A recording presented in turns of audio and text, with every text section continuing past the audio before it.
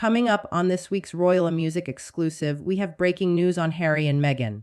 Plus, has Catherine declared war on the anti-monarchists? And is Andrew trying to stage a royal music comeback via Beatrix and Eugenie? Welcome to this week's show where I can exclusively reveal the plans for Harry and Meghan's UK return. Yes, you heard that right. And as Catherine's icy stare at anti-monarchy protesters goes viral, we're asking if the Princess of Wales is entering her fierce era.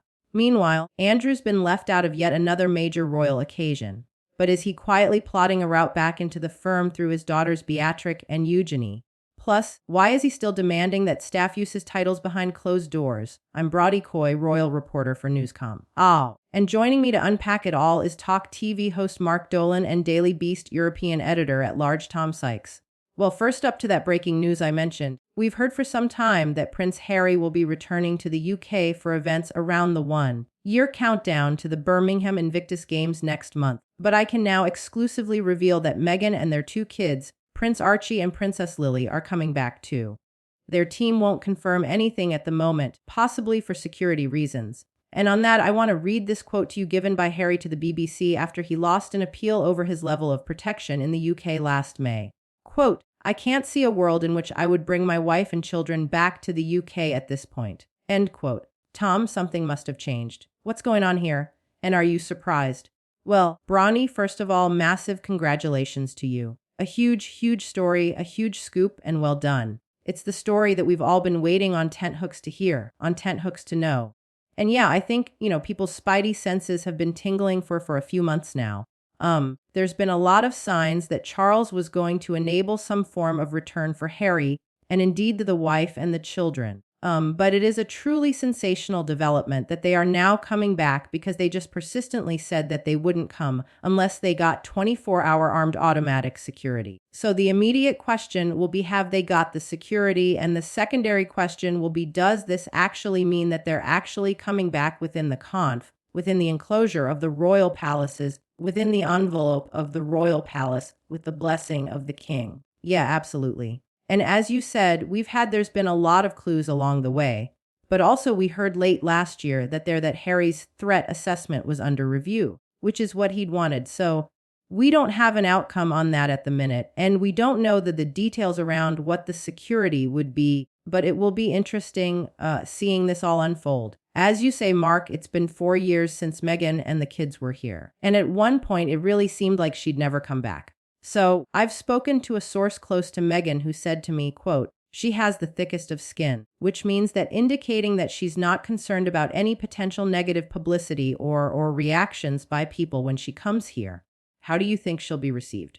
Well, the story is enormous. It's seismic. Congratulations on this scoop, which by an order of magnitude is the biggest royal story of the year. And by the time we get to the end of 2026, we may look back on it as the biggest story because it's been years since Meghan was here and of course since Charles met his grandchildren.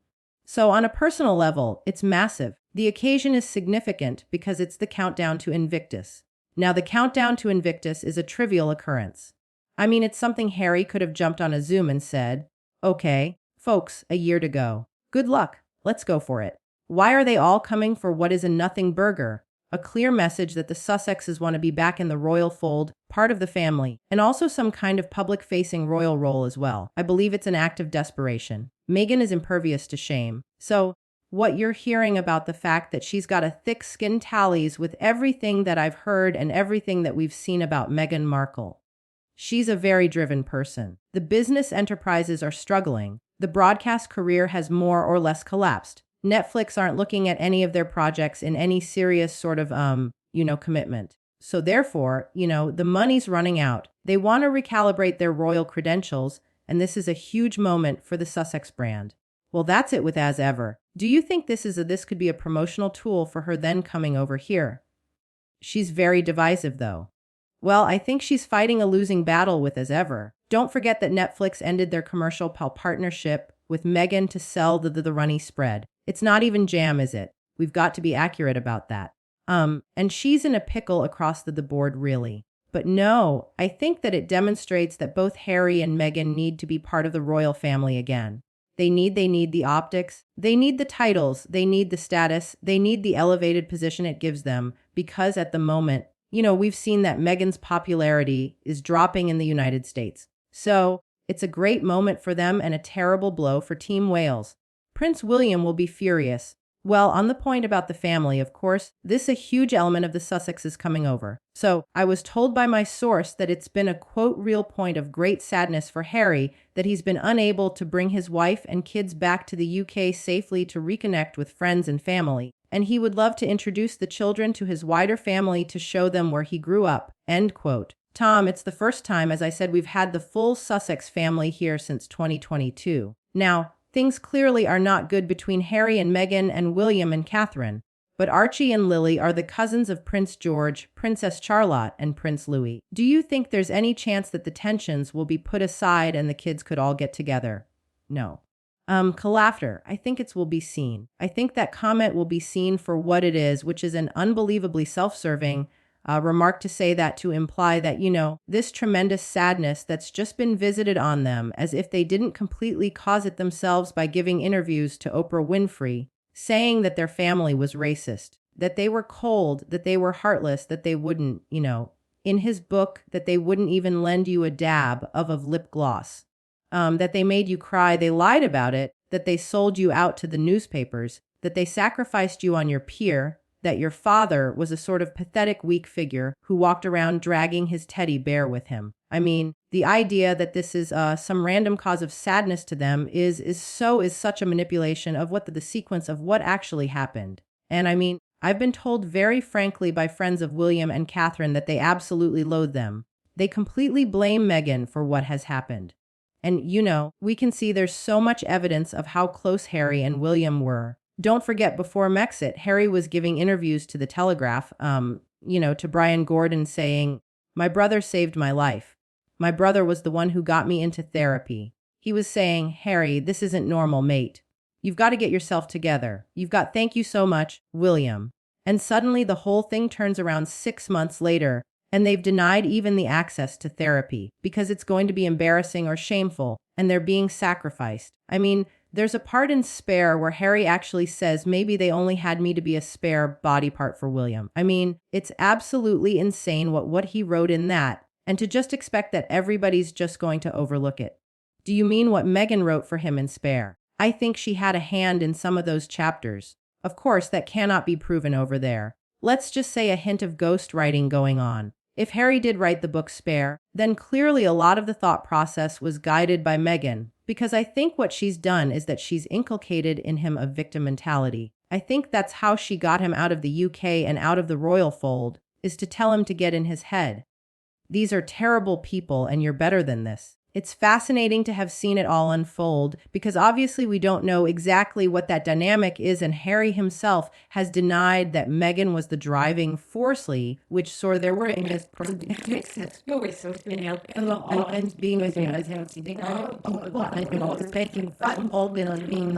the whole family over at summer with Ronnie when you're reporting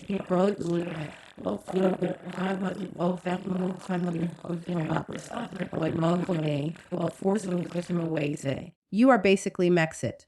Laughter, sorry. The reporting the undoing of Megxit, the undoing of the Sandringham Summit, right? The undoing of the agreement that followed that in 2021, where they had to agree to be half in and half out.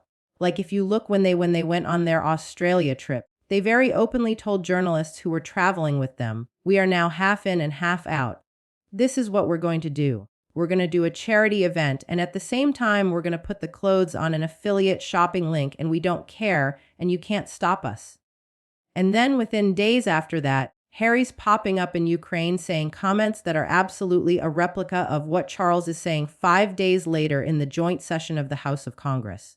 Charles put it in a much more diplomatic and I think really wonderful kind of way. Charles wants him back in the institution. Charles wants them to shake hands. Charles has got this new deputy private secretary, Theo Reifraftoft, who's very much a peacemaker, also a friend of William's, I am told absolutely thinks the whole thing is absolutely ridiculous and that Harry and William need to shake hands. It's so damaging for the monarchy, blah, blah, blah. And that is one way to look at it. But I think that the British people are not going to wear this well at all. No, I think it's a catastrophe. It's a huge story, and I congratulate you on the scoop. but it's a dark day for the country. I mean, set aside the political turmoil. I'm going to do the Tom Cruise thing. Laughter, where he gets on the "you've got to do it." We've got a political quagmire going on. Potentially a new prime minister by the autumn. But this is a big moment for the royal family, and it's a bad moment. It's a dangerous moment. It's an existential moment because with Harry and Meghan coming back into the royal fold, as you say, with the subtle blessing of the king, we have more material for Spare too. This time it's personal, the follow-up book. More material for the second season of the Harry and Meghan documentary on Netflix. More material for Meghan's forthcoming memoir, Meghan My Story. They are feeding the monster. And this is such an interesting point because look, as we've learned and exactly from your recap, you really can't rule anything out when it comes to what's been happening with the royal family, particularly over the last decade. But this era that you've mentioned about the Netflix interviews and the memoir and these explosive interviews, is this trip though a signal that is very much a thing of the past and they've moved into their, quasi-royal era? Or do you think that there is the possibility that there's more of this coming down? Well, as Tom has said, this will be half in, half out, which was expressly against what the Queen wanted. Queen Elizabeth was a very wise woman. She was a stateswoman, and she knew that this wasn't going to fly. It was just diplomatically and emotionally impossible to do that. And it's so egregious that in particular that interview, the deranged interview that Harry gave to ITV News in Ukraine, dressed as a burglar in a beanie hat like a criminal. I don't know what's going on with his style, but Harry's there in an unhinged performance saying, "I'm very much a member of the royal family, very much a frontline royal. I'll be doing these royal trips." That is such an insult to the memory of the Queen. That is, as you said, it's reverse Megxit. It is tearing up a deal that he made with the Queen, who's no longer here to enforce that. The reason why he's able to do this now is because King Charles is a good man and a decent man, but irredeemably weak. He has a soft spot for his youngest son. Always has done, never said no to him, always been harder on William, which is so unfair. If anyone's the victim, it's William, not Harry, and he wants to meet his grandkids. All of that has been leveraged by the Sussexes, and I think it's bad news for the monarchy and bad news for Britain. But as you say, look, if the king has decided that a priority for him is meeting his grandchildren, potentially that is a driving force here if they have. I mean, as you say, presumably he's across this and has given approval or wants to meet up with Harry because, of course, this reconciliation has been underway for some time. And Harry's not Clarence House last year is when it started. Well, Harry's not going to do anything to ruin that at this. And what does he do after Clarence House? He runs to Ukraine again. He loves dangerous places, by the way, apart from London. Yeah, he's very safe in war zones, but not in Mayfair. Make it make sense. And Meghan, by the way, can go to Paris, which has got loads of, societal chaos going on as well, but not safe in London. But just to, really look at the implications of this. I think it is a huge problem because how much alleged racism is Meghan going to be exposed to this time round? Is someone going to make a remark that would be considered? Here we go again. The pantomime continues. And then I also do want to before we move on, which this is such an interesting topic, because as you say, there is so much in it. We don't know the implications when they arrive and how this will all unfold, but we will find out soon.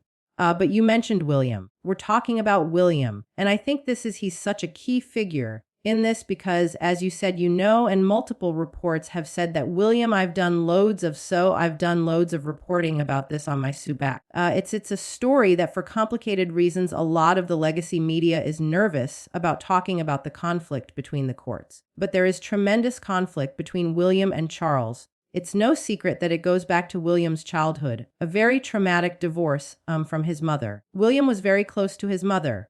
Diana used to confide in him in a sew on his shoulder, as we know. William used to say to her, "Don't worry, Mommy. I'll get the HR back for you." This has all been airbrushed, and not necessarily deliberately, but it's just as time goes. Airbrush might be the wrong word, but it's been subsumed into the larger picture of the monarchy, and William is a really good company man, right? He respects the fact that the royal family is ultimately a military organization and that you follow orders and you ask questions later. And so William has gone along with it also from the point of view that he is going to be the head of this institution in one day. He needs the institution to be strong. So he's bitten his tongue. But it was on display as recently as this weekend. I'm told after Trooping the Color, the whole of the rest of the family went for lunch, and I'm told William and Catherine just took off immediately straight afterwards because they feel very, very differently to Charles. And William, you see, he is the disciple of Queen Elizabeth, right? He when he was at Eton, and I know we're going to talk about George going there later. When he was at Eton, he used to go over the bridge every Sunday, have tea and king lessons with the Queen. He was much closer to the Queen and much more psychically inspired by the Queen than he was by his father, who was very distant. He was very preoccupied with his own schemes to, get Camilla to be Queen Camilla, which, congratulations to him. He pulled off, but there is a huge divide. I mean, even last year when I started reporting about this on my Substack, The Royalist, Tina Brown then picked up on it and wrote a story about it, and then some mainstream media started writing about it, and instantly this story appeared in the newspapers, saying that actually William and Charles were really close, and they were going to Balmoral for this brainstorming weekend to decide about the future of the monarchy. I mean, I was told within 5 minutes by 2 different sources that was a million miles from the truth that William had gone up shooting with his mates, that he was at Balmoral, that Charles was 7 miles away at, his own house. And it's just complete nonsense to pretend that there's not a cigarette paper between Charles and William. It's just complete rubbish.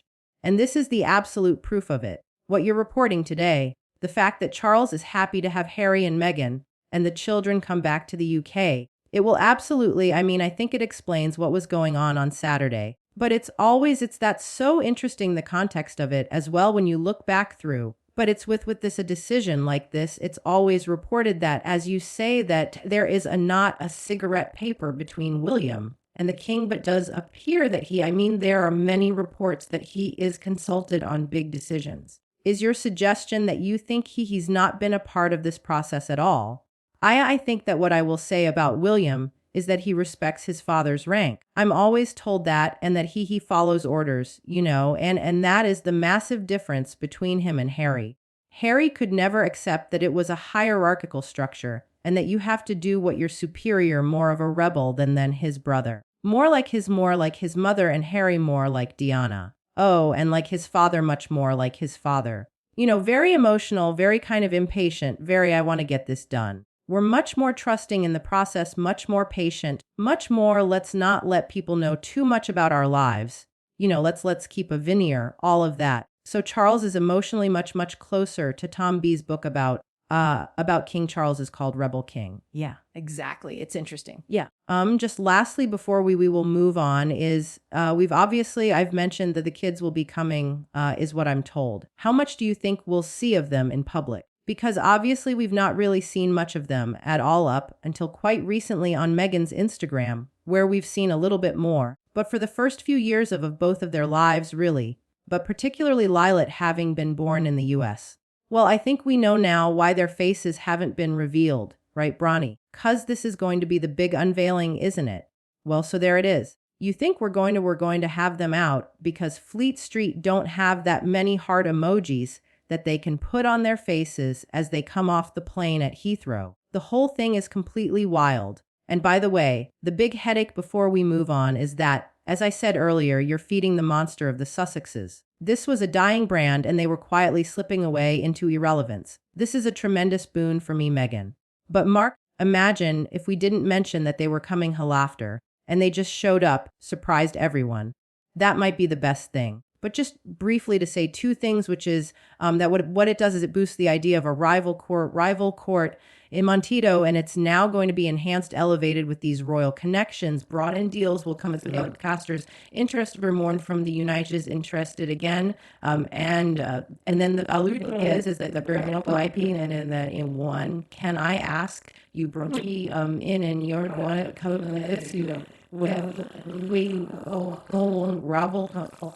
what's the impression that you get about their motivation to be coming? Obviously they are trying to emphasize that it's just family, that it's family, family, family. What's your sort of sense of what's going on behind the scenes? Well, look, as you said, what I'm being told repeatedly is family, family. As someone who I understand that we've all got families, I think that certainly would be an element of it. It's been a very ugly few years for the royal relationships in that way. With that said, we've talked about on the show a few times. I was in Australia with the couple in April covering that trip, and I did it. There's clearly a shift. As you said, I was told afterwards by someone close to them that they would press on unapologetically with this style of thing. I think the reason it's happening now is we are absolutely in a new chapter of the Sussexes, which is this is the model by which they want to push forward. And I think they road tested it earlier this year. I think they've road tested it in a few other small ways, but Australia was the big one.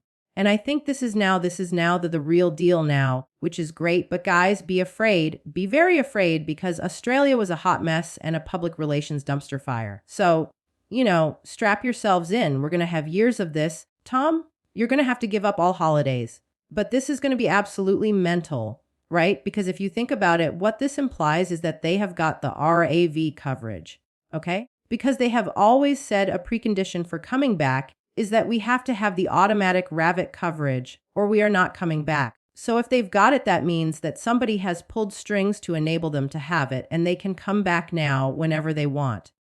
I have no details on that whatsoever. So this is all very much out, but of course, with the things that Harry said in the past, of course, that makes sense. They've backed themselves into such a corner about it, Bronte. They've said over and over again, we are not coming back. It's not safe. My wife could be acid attack or knife attack. It's like, guys, I know it's so mad. It's kind of wild to move from acid attack and knife attack into the next topic, but I'm going to try to do it seamlessly. The British summer season.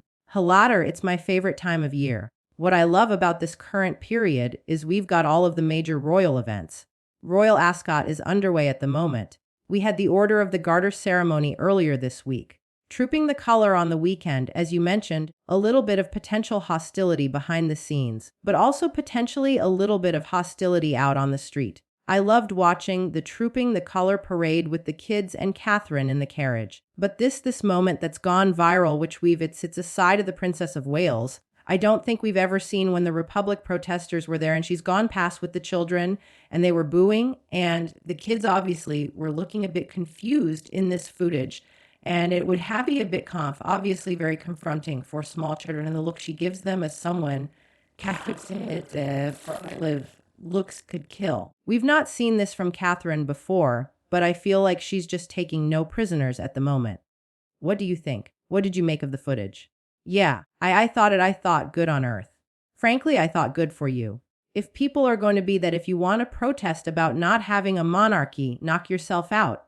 It's free country. That's the whole point of the monarchy, is that you can protest against it, right? That's the whole point of the country that we live in. But if you're going to boo, you're just an idiot and just get out. Well, as a parent, it did make me feel uncomfortable because I agree with you. We're used to seeing Republic out at royal events, particularly after the death of the late Queen. But it was with the children's reactions to it. It was almost you could see that it almost sparked that maternal rage in Catherine. But something that struck me as well watching this footage, Mark, is that Catherine's always had this quality that sort of reminds me of the late Queen, in that she's from a very young age been sort of wrapped up in the royal adjacent prior to her marriage to Williams. Never knew much about her before then, and then she's obviously been dating William for a long time and then married him. So we don't ever really see very emotional expressions from her. She's very careful with all of that with her public displays. But this was, as I say, this was a rare moment of sort of seeing her real reaction to something. Do you think it was very deliberately chosen? I think so. Well, first, she's a human being, but I do think she's quite a stoic character. Let's not forget that when she split from from William when he was obviously, Prince William, one of the most famous young men in the world, most eligible bachelor in the world, they had a bit of a split. She managed to absorb all of that press attention. And actually, she was in love with William. She found the temporary split painful, but she said that's life, and then they got back together again. So I think she's quite a strong person. She very protective of her kids. It was, yes, you say that stare was up there with Paddington's angry stare, laughter, wasn't it? Very protective. And I think it's interesting. It's going back to our earlier story. I think if it's going to be a face-off between Meghan and Catherine, because we talked about the rivalry between William and Harry. Well, forget about that because the main event is Catherine and Meghan. And I think Catherine is well up for the fight. Do you think that we've underestimated Catherine in the past? I think people did underestimate her. I don't think they do anymore. I think that people, especially after what she came through with the cancer diagnosis and the kind of grace with which she dealt with that, and which she dealt with all that speculation that happened at the time. I think that the days of underestimating Catherine are long gone, and I'm sure Meghan doesn't underestimate her. And also, the other great thing about her, we mentioned your insider said that Meghan has a thick skin, which she does because Thomas Markle Jewed her. Her brother said it's more than that. She loves to be attacked because it's all noise. But with Catherine has got a thick skin too, because there were expectations that she should reveal more about what was going on with her cancer. She actually did it on her terms, recorded that video, issued statements. She chose the timeline. Others thought, isn't it time to get back to work now? We've not seen Catherine for a long time. But she stuck to her guns, and she decided that she was going to own that cancer journey. You're absolutely right. And interestingly, then she's always been popular, but I think her return from there, and it was a gradual return on her own timeline, but she has been never more popular and never more of an asset to the world. Recently, with huge success. What are some on the Wally's intent code of breaking news? I found out more breaking news out at Camp Down. We know where the principal is going to go to be Eton following in the footsteps of a father and prince. We know more the asset of the set from among new. So he'll be starting in September, of course. Now many prime ministers and celebrities have gone to Eton, and our very own Tom Sykes. Yes. So you can tell us he must be very intelligent, because when I went to Eton, basically you went and met the headmaster, and headmaster said, hello, your grandfather went here, didn't he? And you said, yes, you did, sir. And then he said, play cricket. Yes, I did, sir. After I said batsman or man batsman, sir, number 4. So did you have a good experience there? What can George expect from I was actually expelled Bronte? So, not a great experience. That's a badge of honor. Yeah. Well, it's funny because it's fair to say I left with mixed emotions to the place. But as time's gone on, I've realized how incredibly privileged I was to have that education. George will love it. It's really hard to get into now. It's a really academic school, so he must be really clever. And I'm told that no quarter is given for any celebrity or any member of the royal family or anything, because it just wouldn't be fair on them. They just wouldn't have a nice time. How did Harry get in there for? Well, you didn't in those days, I see. That was in the old up the rules regime when they were just letting anyone in. I'm hell after joking. Why? Why do you think there were reports they were looking at other schools that may have just been a red herring. But why do you think they chose Eton specifically for George? Well, the slightly odd thing about Eton is that whilst it's obviously incredibly rarefied environment, it is actually located within a town. So there are things like shops, for example, around the place that you can go to. There is also a bar at Eton for the students that you're allowed to go to once you're over 16. But because there are shops and there's Eton High Street in Windsor, and so in a way, although it's a completely rarefied, it is actually a kind of experience of the real world. It's an AirSAP's real world, but there is something of the real world. And I think also, obviously, from security point of view, there's so many VIP kids going there already that it's probably fairly easy to add one more into the park.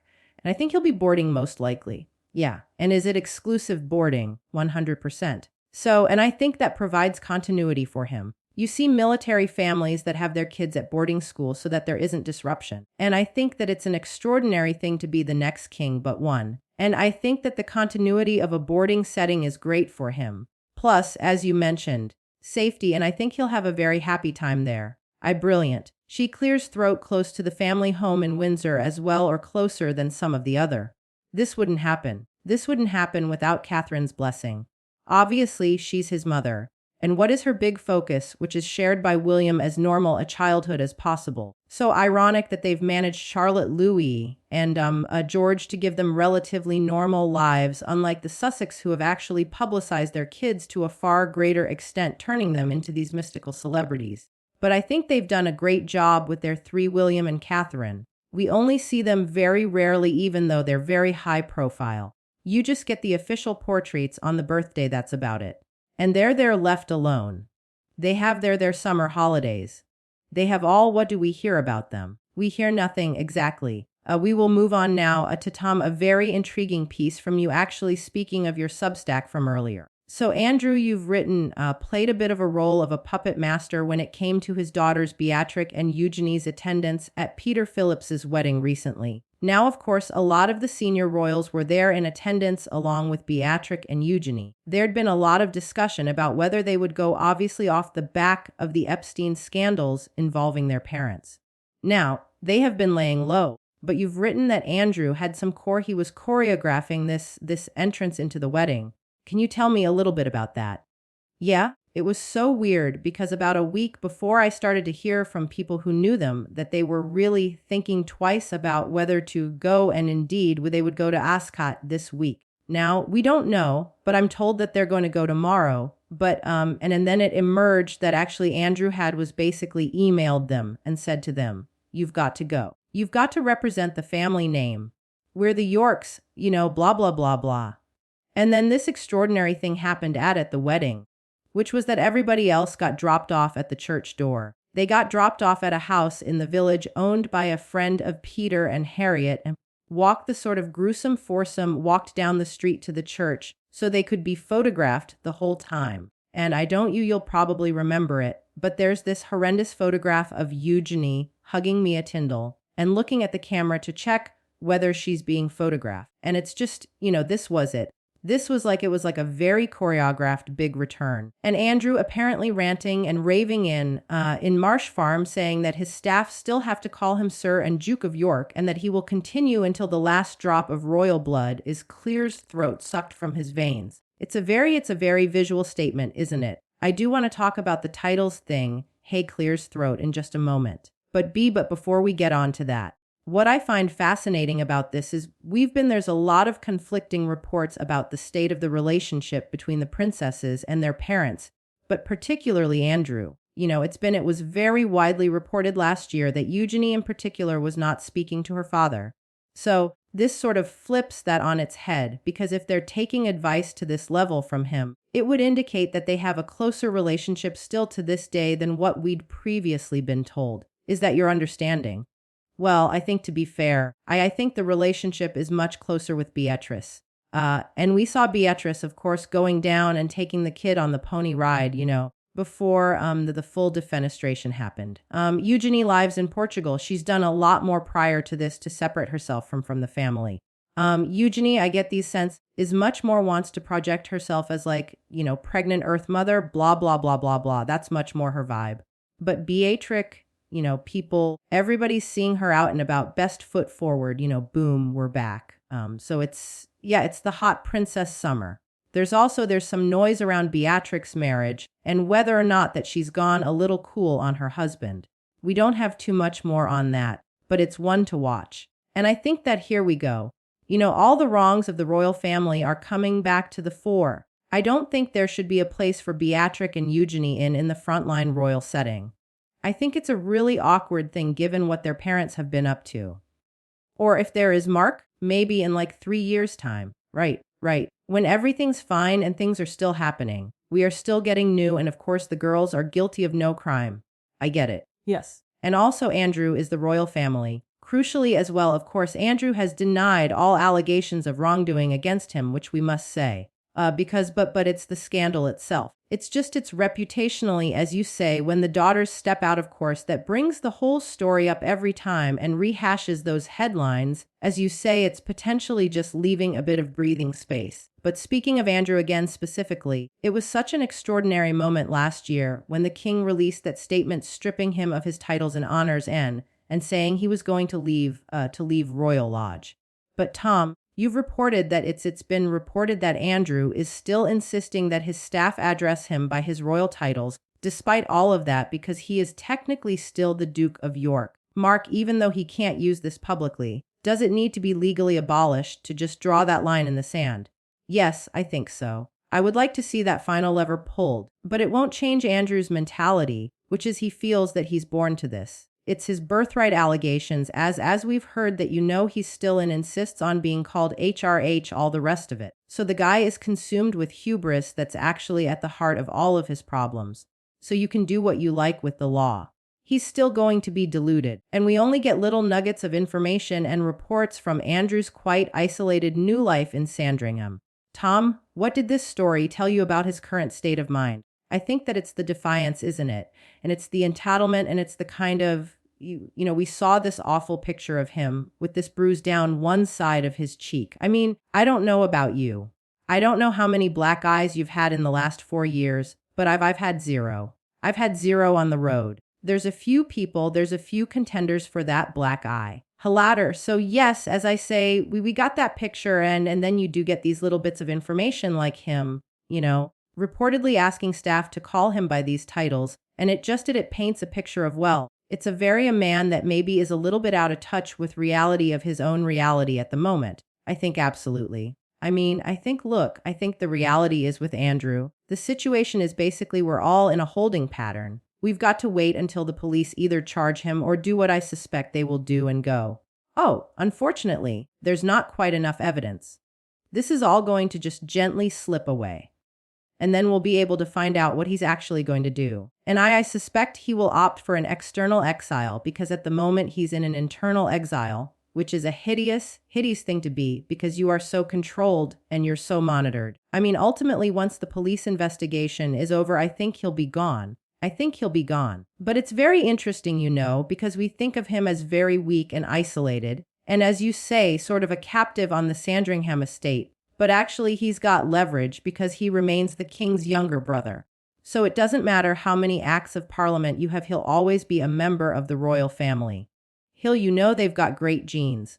We could be looking at 2-3 decades of Andrew causing trouble or threatening to, funny enough. I had lunch with Andrew Lowry yesterday, and I'm sure he won't mind me saying, but he was saying to me that actually Andrew has this other incredible leverage, which is all the Epstein stuff, right? He hasn't spoken about it. Also, where's Fergie? The idea has to resurface properly at some point. You would assume we've had little bits, but she's writing a book, right? Isn't she? There's no other explanation space for 444, and it wouldn't be the usual puff piece. It could contain some serious because there's not really anything left for her to do after being dropped from she has no one to protect, and she knows where the bodies are buried. Likes, oh, that's what a note to laughter move on to a much lighter topic. Knows where the bodies are buried. On to our quickfire questions. It's going to lighten it right up to finish up the show. But we'll stay with the Andrew Mountbatten Windsor issue for a moment because as we've just said, he's apparently still going by his old titles. But if he does insist on having one, what would be a more fitting title for him, Mark? His Royal Lonus HRL, because he loves a title. That man, I think he should keep the HR, but he should be required to paint it on his forehead every morning with mascara. Helater, that's a great idea. Both very viable options. So next up, it's been reported recently that Meghan faces losing millions in unsold jam. What should she change the name of her company as ever to? Tom, you go first. I am thinking Duchess Originals. Oh, that's quite nice. Just go for one flagship jam product, Gooseberry Fool. Halafter, that one will sell. Very punchy today, guys. Finally, Queen Camilla has reportedly become close friends with Jerry Halliwell, aka Ginger Spice, as everyone should know. What should Camilla's Spice Girl name be? Well, I know she's given up smoking, so she can't be Smoky Spice. So I think she's got to be Royal Spice. Royal Spice is nice. How about Very Posh Spice? Oh, very good. Very good, guys. Brilliant answers. And this has been such an interesting chat. I really appreciate your time. Thank you. Thanks, Bronny. Congratulations. Halafter, that's all we have time for on this week's Royal Exclusive. Thanks to my guests Mark and Tom, and thanks to you, Music, for watching. And as always, remember to comment as well as subscribe to us here on our Royal Exclusive YouTube channel for the latest royal news. See you next week.